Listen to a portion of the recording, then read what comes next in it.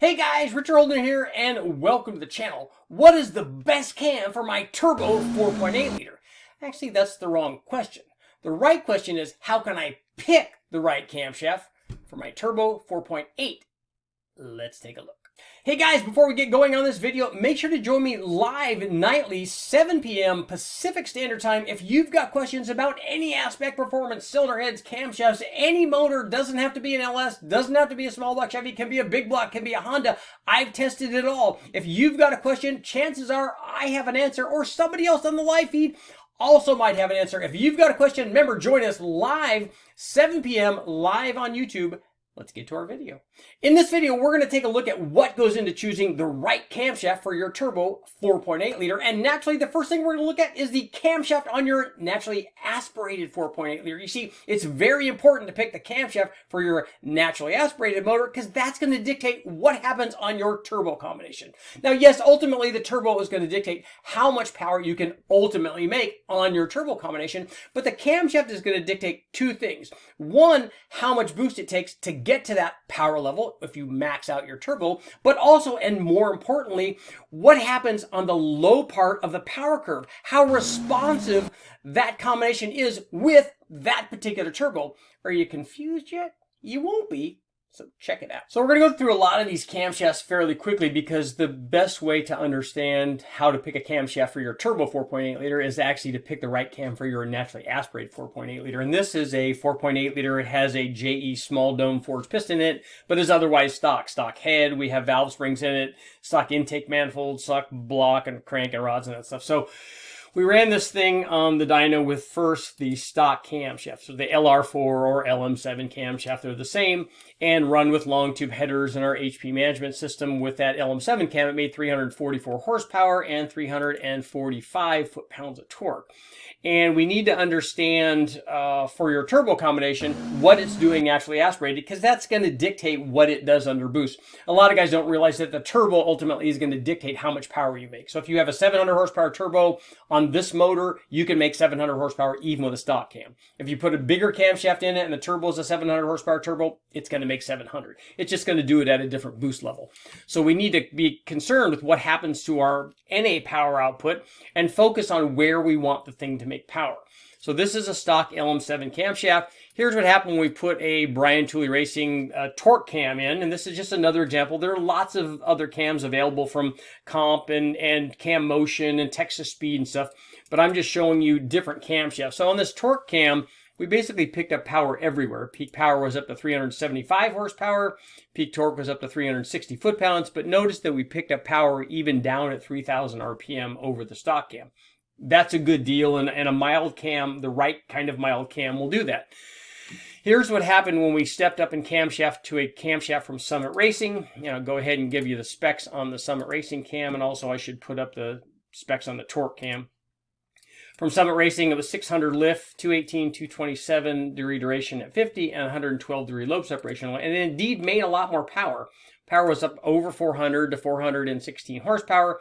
Peak torque was also up to 370 foot-pounds, and this is the reason that I don't just give people peak numbers. If I told you the Summit Cam made both more peak horsepower and peak torque than the other cams, you wouldn't get the whole idea of what these camshafts do. Oh, I want that one because it has more horsepower and torque. And if you're only concerned about power from 5,000 to 7,000 RPM, that might be a good choice. And the Summit Cam is a good choice on a 4.8. It works very well.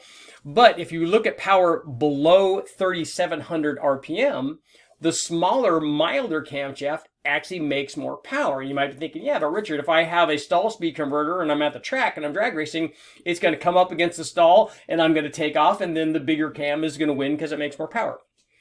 Two things. One, if we're looking at a street car that you just want to go down the street and just lay into it and have the turbo come up really quick and responsively and make lots of power, actually from 2,000 RPM to 5,000 RPM, the smaller cam is going to win this battle. It's going to get the turbo up, and it's going to, especially if you have a 4.8 and a bigger size turbo, having more torque down low is going to help get that thing up on the boost where you're going to make lots of power, where you're going to have limited traction and an overabundance of torque. But until you get that thing spooled up, that's not going to happen. The smaller cam is going to allow you to do that. So it's also going to drive around better and stuff. So if you look at the torque production below 3,500 RPM, the smaller cam wins out for response rate. And really the difference in power that we're looking at between these two camshafts is 1.5 pounds of boost, or 1.5 pounds or 2 pounds of boost. So if we have a 700 horsepower turbo, both of these cams, both the little Torq Cam and the bigger Summit Cam, both of them are going to make 700 horsepower because that's all the turbo is going to allow. One of them is going to do it at a slightly higher boost level and be more responsive. So on a street car, that's probably the way that I would go. And so that's why I'm saying pick the camshaft for out of boost performance and then how quickly you get into boost.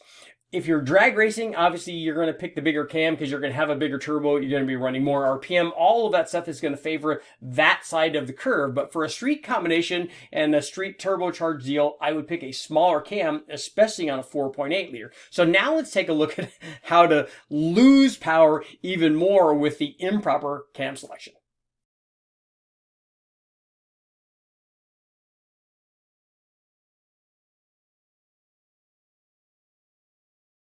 Now that we've taken a look at a couple camshafts I would recommend for a 4.8 liter, you want something small and mild if you're going to run a turbo on your 4.8 because it's a small combination to begin with, so it only needs a very mild camshaft to make fairly big power with a turbo. Now this is a camshaft I normally don't recommend for a 4.8 liter, and that's the factory LS9 cam. Even though they're very inexpensive and they can make a lot of power, in fact they're probably the most powerful factory camshaft you can put on an LS, but even still, I don't normally recommend it for a turbo and especially for a 4.8. And here's why, and I've shown this again and again over and over, but here's what happened when this is the factory LM7 camshaft on our naturally aspirated 4.8 liter. And here's what happened when we run an LS9 camshaft, and it did indeed make a lot more power. I mean, we went from 344 horsepower all the way up to 403 horsepower. So that's a big gain in power. And in fact, it can be argued that the LS9 cam made more peak torque too. It made 355 foot-pounds. But take a look at the losses below 4,900 RPM. I mean, down here at 32 or 3,300, we have 271 foot-pounds versus 313 foot-pounds.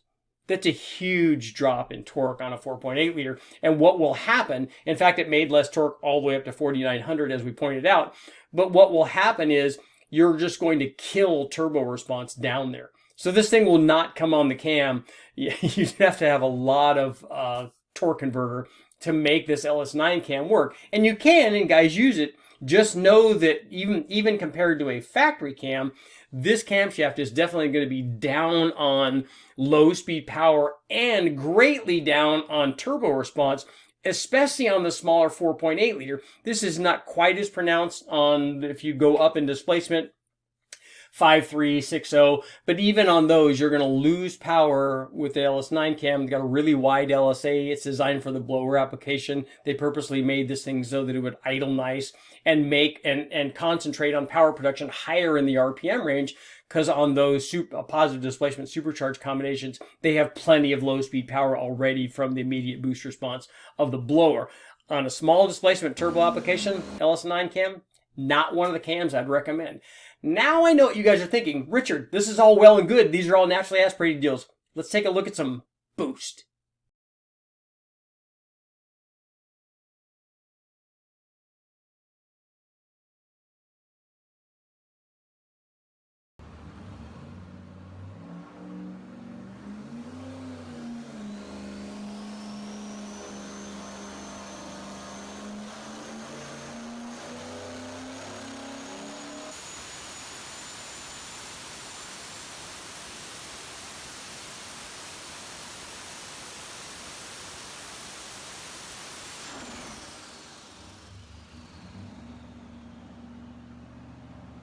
Now that we've taken a look at the different camshafts and the effect on the power curve on our NA 4.8 liter, obviously we have to find out what's happening under boost, and this is our same 4.8 liter with the forged pistons in it. We had a JFR camshaft in it, and we'll go ahead and take a look at the specs on that JFR cam. It was a 595 lift, 224, 228 degree duration, and 112 degree lobe separation angle. And on this combination, on this 4.8, it produced 402 horsepower and 369 foot-pounds of torque. And here's what happened after we added our single turbo kit, which basically consists of the way that we run it on the dyno. 2 factory truck exhaust manifolds facing forward. I have a custom 2.5-inch Y pipe built by Jason over at JT Fab. Thanks, Jason. And we have 2 Turbo Smart wastegates, 245 millimeters. They merged together into a 3-inch V-band and then a V-band adapter to put whatever kind of turbo we want on. We ran a GT45 turbo on this thing and a ProCharger air-to-water intercooler run with DYNO water, and we ran all of this on E85. And here's what happened when we installed started running the turbo stuff. You can see this is at about 7 pounds, and I'm going to go ahead and show you the boost curves on all of these so you can kind of go over that. 593 horsepower and 59 foot-pounds of torque. And here's what happened when we jumped up and boost. This was a change of about 2 pounds with each jump. You can kind of see here what's going on. And the reason that I wanted to show you this is not to show how we can obviously just keep turning the boost up and making more and more power. This is like 7, 9, 11, and 13 pounds. And you can see what I wanted to point out is that take a look at the shapes of the curves. They stayed consistent. One, because we have an artificial load presented by the dyno down low, so we have maximum boost at our load-in point. And also we have a TC1 electronic boost controller, which maintains the boost consistently through the whole curve. So when you do that, basically what you have is the NA curve just multiplied by the boost level. And that's why it was so important to show you what was happening first on the NA combination, because that's going to determine what happens under boost. Your NA curve is going to be your boost curve as long as you have a consistent amount of boost. Now, if we have more low-speed power with some of these smaller cams, you're more likely to have that down low than you are up top. Now, any kind of camshaft that's going to add power at the top is going to allow you to make any given power level at a lower boost level. But ultimately, like on this turbo, we could have turned this up. More boost was available from that GT45. We probably could have gotten close to somewhere near 800 horsepower probably with the GT45 on the cammed 4.8 liter. But it's important to note, your NA curve is going to be your turbo curve as long as the boost is very consistent. Now let's get to our conclusion.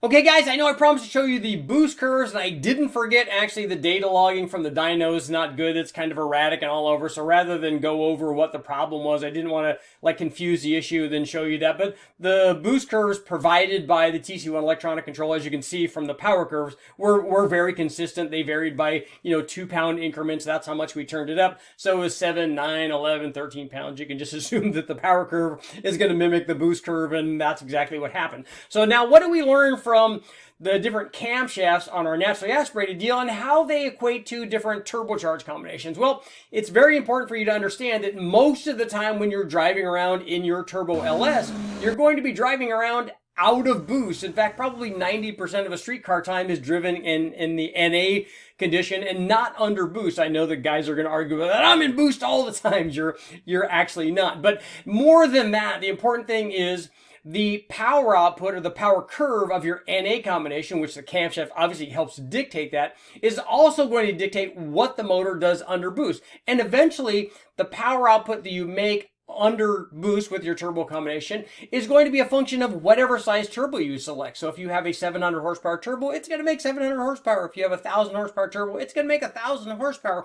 What the camshaft is going to do, not help you make that power, it's going to determine a couple of things. One, what boost level you're going to make that power output if you max out the turbo, if that's what you're looking to do. And also on the other side of the curve, how the response rate is going to happen. So if you have a milder combination, it's going to be more responsive, and this is more important on a smaller motor like the 4.8, and also when you're combining a smaller motor with a bigger turbo. So I like mild camshafts for turbo 4.8 liters. Armature holder, make sure to like, share, subscribe, ring the bell, do all that stuff. I'll keep testing.